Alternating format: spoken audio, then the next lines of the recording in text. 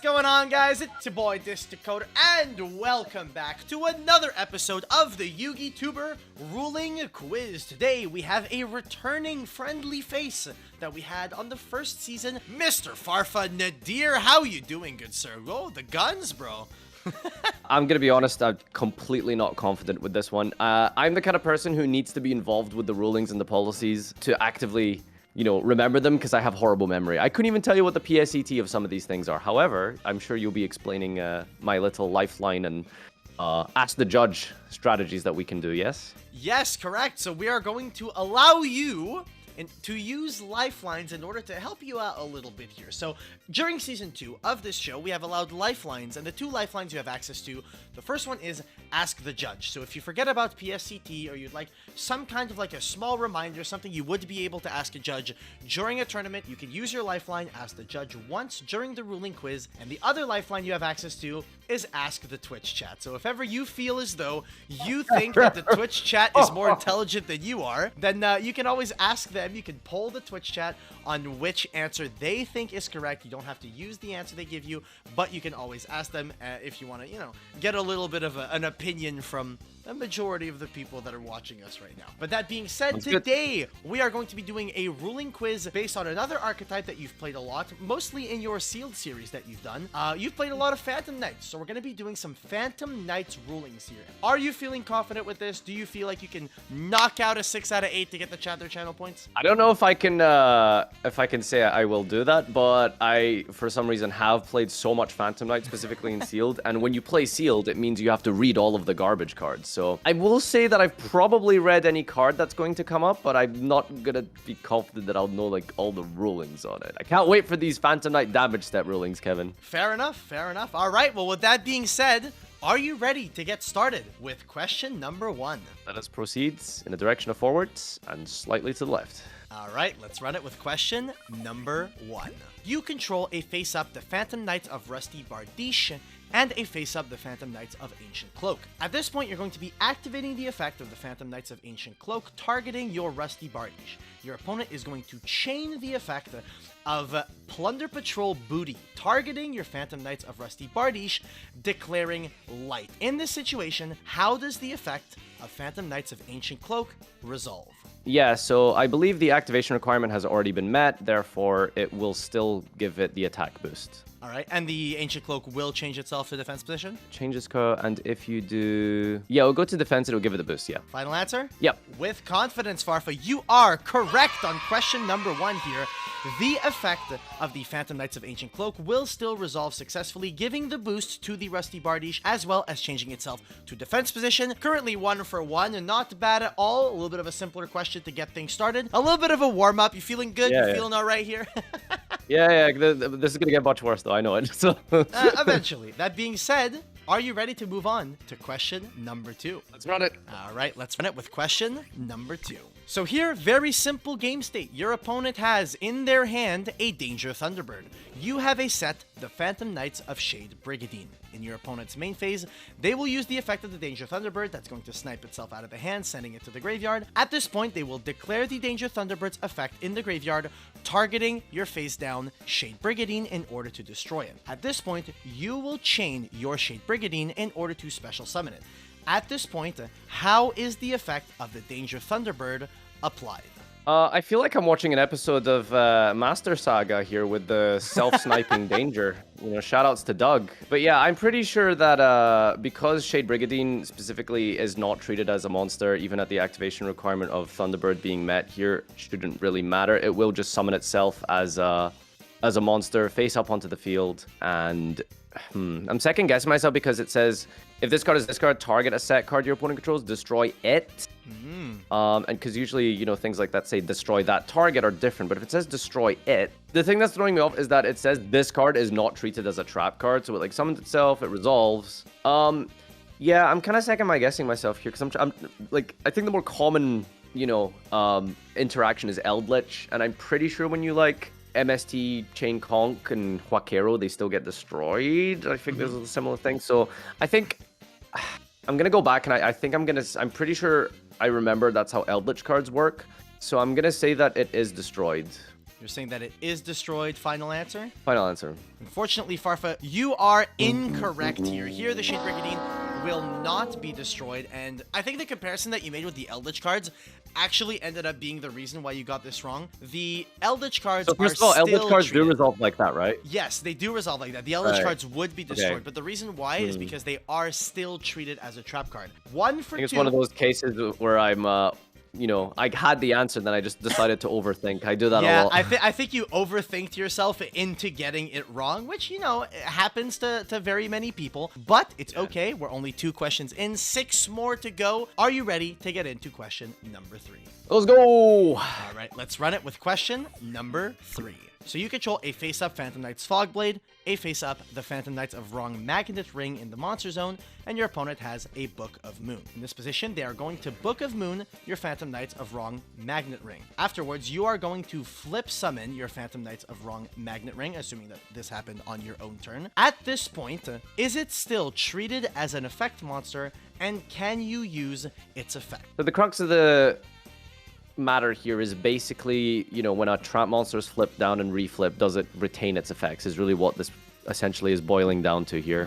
So this card is not treated as a trap, which is why it doesn't just go back to the spell and trap zone, I assume, when it is Book of Moon. Because I know if you like Book of Moon Shadal Core, it'll just go back to like the spell and trap zone. When this flips up, send this card. I mean, okay, yeah, so will it keep its effect? Yeah, I think so. I think because it special summons itself as an attack position as an effect monster, it becomes an effect monster, and therefore it'll retain its effect even when flipped face up. So at this point, assuming that your Fogblade was face up, you would still be able to activate and resolve the effect of Wrong Magnet Ring. I believe so. Final answer? Final answer. All right, well, Nadir, with utmost confidence, I believe that you were very confident about that one. You are correct here, so you will be able to use the effect of your Phantom Knights of Wrong Magnet Ring, sending itself and your Fogblade in order to draw 2 cards. And at this point, you are absolutely correct. You are 2 for 3. So yeah, you got the first really weird Magnet Ring question that we threw at you, right? Oh, is there more? Great. Very, very good. All right, so that being said, you are currently 2 for 3. Are you ready to get into question number 4? So far, so good. You know, 33%, 66% rather. Wow, UK education. Yeah, no, let's keep going.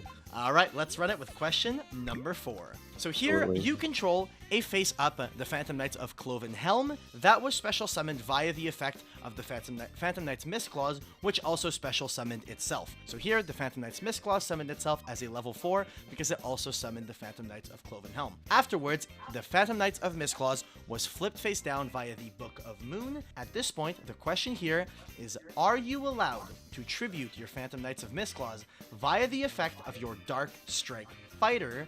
And if so, how much burn damage will it inflict to your opponent? Okay, so this is basically just going to boil down to what is the level of a trap card and, you know, whether it has a level. I feel... Can I just read Mistclaw really quick? Yeah, for sure. Special summon, and if you do special summon this as a card as a normal monster whose original level as that monster, this card is not treated as a trap. After Mistclaw change face down, is it possible to tribute to activate the effect of Dark Strike Fighter? After Mistclaw change face down, is it possible to tribute? Yeah, I think you can use Dark Strike Fighter. You think you can use Dark Strike Fighter, and will it inflict any damage? So what's the level of Mistclaw? It just depends. It will have a level of sorts based off of whatever happens. The Phantom Knights of Mistclaw, when it summons itself, it matches the level of the monster that it summoned with its own effect. In this case, it would be the Cloven Helm. So I think you can tribute, but I don't think it will do damage. But that doesn't make sense because can you really activate a card that does nothing, right? Tribute monster, inflict damage to your opponent. Actually, I don't even know how Dark Strike Fighter works with face downs, to be honest with you now. Never mind trap cards. So let's go with poll the chat on this one, I think. We're going to ask the Twitch chat on this one. Okay. What would you like to ask the Twitch chat? So, do you have to shark me on the phrasing of the poll so that I don't just get the answer? No, you can ask them literally whatever you want, and you can give them whatever option you like. Can you just ask the question, right? Like, can Dark Strike Fighter tribute a trap card that has been flipped face down? And you just want yes, no? Yeah, yes, no works. Yes and no. All right, ladies and gentlemen of the Twitch chat, the poll is up. Can Dark Strike Fighter tribute a trap card that has been flipped face down? 1 for yes, 2 for no. We have a very resounding yes here. 105 people have voted yes, 40 people have voted no here. Well, let's go with the democratic majority rules and say yes, you can tribute. Final answer? Final answer. Nadir, with the help of the Twitch chat, you have come to the correct conclusion. You are correct. Hey. Here, the Dark Strike Fighter will tribute the Phantom Knights of Mistclaws at his face down and will inflict 800 points of burn damage to the opponent. Currently doing very well at 3 for 4 correct. I almost regret using my lifeline because, like, I knew from the previous question that trap monsters essentially work the same as regular monsters. Well, ones that specifically say this is not treated as a trap card. All right, so we are currently going into question number 5, and you are currently on a 75% score. Are you feeling very confident for the ones to come? Yeah, I think that, honestly, if we get just one more question correct out of the rest of these, I see this as an absolute win. All right, well, Yeah. that being said, let's get into question number 5. Your opponent controls an Apocryphort Towers. You control a Phantom Knights of Fragile Armor and have a face down the Phantom Knights of Lost Vambrace. In this situation, the question is the following. Are you allowed to activate the Phantom Knights of Lost Vambrace, targeting your opponent's Apocryphort Towers here? And if so, how does the effect resolve? So what's it? I'm kind of confused. What does the fragile armor have to do with any of this? It's just another Phantom Knights monster that you would control that would be, you know, Okay, so just to basically make it like a legal activation, right? Yeah. So I guess like the question really that you're looking for is like, you know, can you use Vambrace on an unaffected monster? And like, can you just simply activate it? So you're basically asking like, can you legally activate this if a monster is unaffected? I think the answer is yes, you can. It would just, like, nothing would happen. I don't want to waste an Ask the Judge thing because this is just simple PSET. I feel with an also effect, but I'm pretty sure also works that they have to be, if you can't do B, you can't do A. So I'm pretty sure that you can activate it, but it won't allow your... Wait, hang on. Is still face on the Phantom Knight cannot be started about also the target list is 100. Yeah, so So because the Apocryphort Towers can't lose 600 or become level 2, it's essentially unaffected by the second part of B.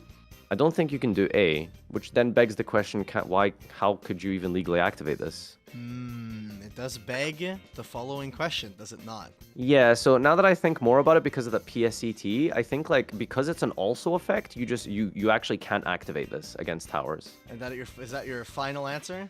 Final answer.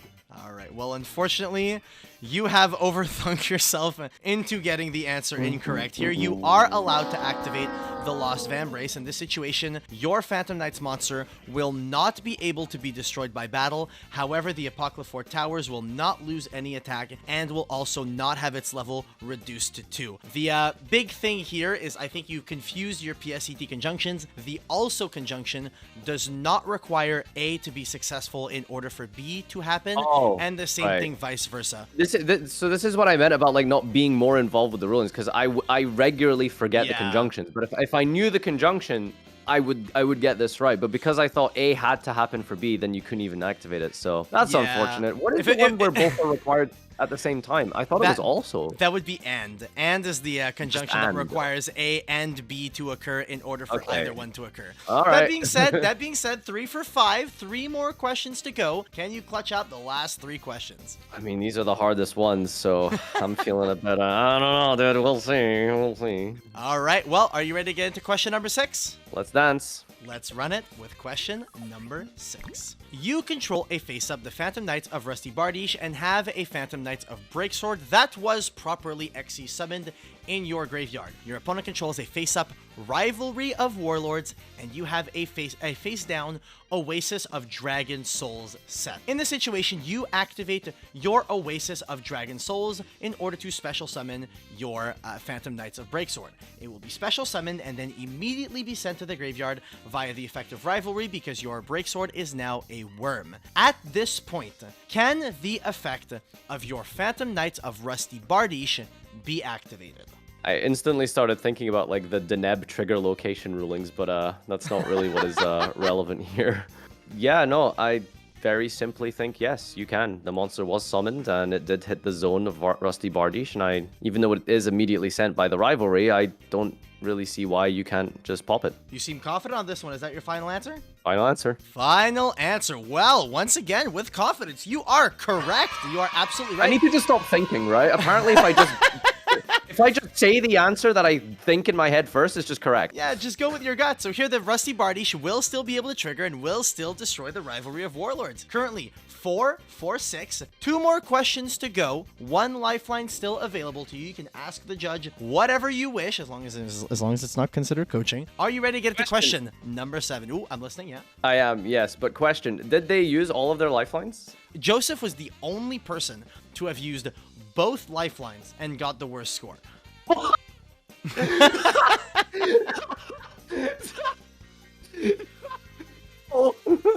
And if it makes you feel any better, Doug used none of his lifelines. He didn't use either one. That was Giga Chad, Big Dick Doug. Like, yeah, no, I know my rulings. Okay, fair. So that being said, are you ready to get into question number 7? Yeah, let's go. All right, let's run it with question number 7. I feel like that's such a me thing to do, not Doug. Not a me. Here you control the Phantom Knights of Rusty Bardiche, and they face down the Phantom Knights Fogblade. Your opponent controls an Utgarda, Generator Boss of Delusion, and they face up Generator Boss Room. Here your opponent's going to activate the effect of their Utgarda, attributing 2 tokens, targeting your Rusty Bardiche. You are going to chain your face-down Phantom Knight Fogblade, targeting the opponent's Utgarda in order to negate its effects. To which your opponent is going to chain the effect of Generator Boss Room, discarding the Generator Boss stage in order to change the effect of your Phantom Knight's Fogblade. How does this chain resolve? Did you both players draw? The Utgard is negated, and that's it. What is it? What, am I missing something? Can I read Utgarda? Yeah, you can read Utgarda. You contribute to target feel the banish. What is there to discuss? Like, the boss room resolves, both players draw 1, Fogblade resolves negating the Utgarda, and it attributes the tokens for cost, and I assume target 1 card. It targeted the Bardiche?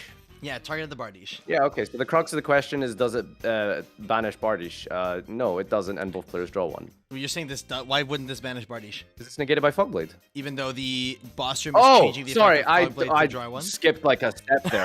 No, that was almost a disaster. This isn't yeah, coaching, so... chat. I'm literally saying, like, bro, read the cards. Like, you just went No, super yeah, fast. so we will draw a card. Fogblade will resolve and stay face up. Oh, right. So I see what you're trying to do here. You're trying to, like, basically decide. Yeah, so I see what the real question is here. It's like, okay, now that the boss stage does that, what happens to the Fogblade? Like, okay, so it's a continuous trap, so does it sort of, like, reapply onto it? That sounds pretty crazy. Let's just ignore what I just said. Yeah, so... Yeah, well, you go and banish Bardiche, Sleepy Joe. That's my answer. So the Bardiche gets banished and the Fogblade stays face up, but does nothing. Oh, so I also do I need to tell you what happens to the Fogblade? I'm asking. I'm asking. Is the whole scenario? I want to know what happens here. So you're saying the Fogblade stays face up, but just doesn't do anything? Okay, so boss. I'm making you read, aren't I? This is way harder than I initially thought it was. Wow. So believe it or not, question number 7 typically is not very easy.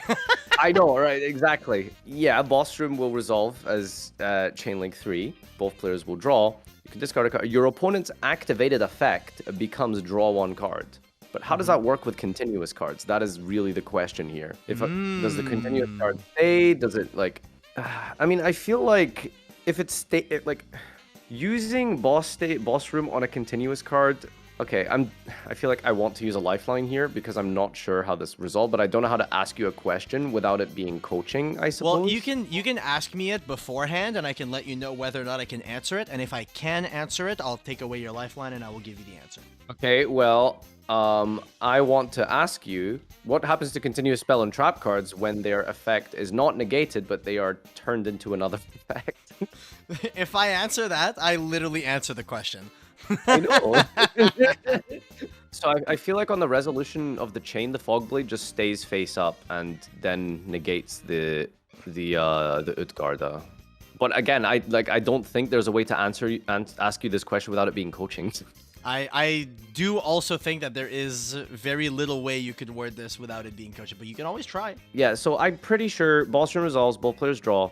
Fogblade resolves as part of like the Ball Stream or whatever. The Utgarda resolves, tributing the tokens, banishing the Bardiche. New chain, I think the Fogblade will just stay face up and it'll be negating the Utgarda. Final answer? Yeah. This question was very cursed. I will give you that. Unfortunately, you are incorrect. The way the chain would resolve, the boss room will change the effect of the Fogblade to both players draw a card. At that point, the Fogblade will make both players draw a card. The Utgarda will banish the Rusty Bardiche. And after the chain resolves, the Fogblade is sent to the graveyard as if it had activated like a normal trap card would. And the reason why is because it changed that activated effect of Phantom Knight's Fogblade, which typically Phantom Knight's Fogblade is a continuous effect. It changed that effect to an effect that is not a continuous effect. So because the effect was changed to an effect that was not a continuous effect, the card functions as a normal trap card and is sent to the graveyard. Huh? Huh? Like, who knew that? Like, who knew that? I'll be honest. I knew this, but because of interactions that I've seen in the past, because stuff like this actually has come up before. So that being said, you are currently 4 for 7. You are playing to either beat or tie Mr. Joseph Rothschild, aka MBT, and the only question standing between you and him being tied is hypothetically, Kevin. Yeah. Hypothetically, I got half the question. Right? Nah, we don't do half points in season 2, bro. Nah. How confident do you feel you can get question number 8 correct? Maybe because I have a lifeline left, I can get this correct. So let's squeeze it out. All right, let's run it with question number 8. Here, your opponent controls a face-up Elemental Hero Sunrise and an Elemental Hero Stratos. Very, very simple game state. The only card you have face down is a Phantom Knight's Fogblade once again. Yes, Fogblade the quiz. I mean, Fogblade the quiz. Hey, you wanted well-known Phantom Knights cards. Doesn't get more well-known than Fogblade. It's currently your opponent's battle phase. In this can I guess your question? Can I guess your question? Go ahead. You're going to ask me if a declaration of if Fogblade on attack declaration allows you to use the Sunriser. That is not what I'm going to ask you now. We tried. So in this position, your opponent is going to declare an attack with their Elemental Hero Stratos. At this point, they will use the effect of Elemental Hero Sunrise, Chainlink 1, targeting your face down in order to destroy it. You are going to Chainlink 2 your Phantom Knight's Fogblade, targeting your opponent's Elemental Hero Stratos. After this chain resolves, does the attack of Elemental Hero Stratos still continue? Yes, it does. Yes, it does. You don't want to think about it a little bit? No, it does. It continues? Yeah. Final answer? Yeah, the attack has already been declared. Fogblade doesn't prevent attacks. Wait, hang on. How does...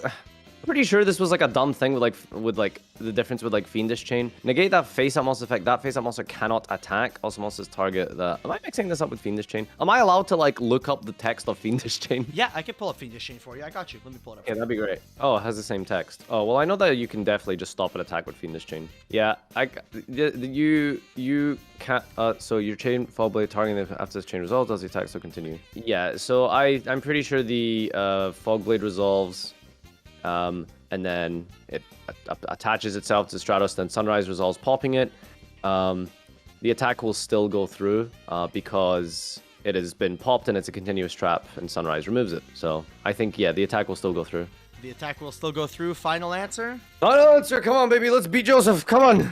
How confident are you in this answer? I'm seeing some final blow emotes in my Twitch chat right now, so I'm very confident. Well, Farfa, you and MBT will be sharing the 4 out of 8. You are incorrect here. The attack of the Elemental Hero Stratos will not continue, and the reason why is because the Fogblade did apply to the Stratos, and at that point, when the Fogblade applied to the Stratos, it stopped the attack in its tracks. So despite the fact that it was removed in the next chain link, does not change the fact that Fogblade had already applied to the Stratos, and at that point stopped the attack, and a replay will not occur with the Elemental Hero Stratos. So here the attack will not successfully go through. And that is a final score of 4 out of 8, tying the one and only Joseph Rothschild, aka MBT, and tying Team Samurai X1 from Season 1. A final score of 4 out of 8. How are you feeling about that? Well, an attempt was made, and I guess it's not below 50%. I got half of it right. It's a pass, I think. That is very, very true. I mean, I'll be honest. I feel like Season 2 has been a lot more difficult. We've gotten a lot of lower scores. The only, like, high-ish score we got, well, higher score, I should say, was Paul, who scored a 7 out of 8 with Despia. Everyone 8 has been in the 4 to 5 ballpark out of 8. You made PS, Paul? Yeah, Paul got 7 out of 8 with Despia. No disrespect, but I didn't expect him to get that much. That's really good. I'll be completely honest, Paul also didn't expect that. Well, that being said, Farfa, thank you so much for coming onto the show. A nice 4 out of 8 score to match MBT Joseph Rothschild. And until next time, ladies and gentlemen of the Twitch chat and of the YouTube, leave in the comment section below who you would like to see me invite on this show and with what deck. But until then, I'll see you in the next video. Peace! Joe Biden's in the comments. Joe Biden's in the comments.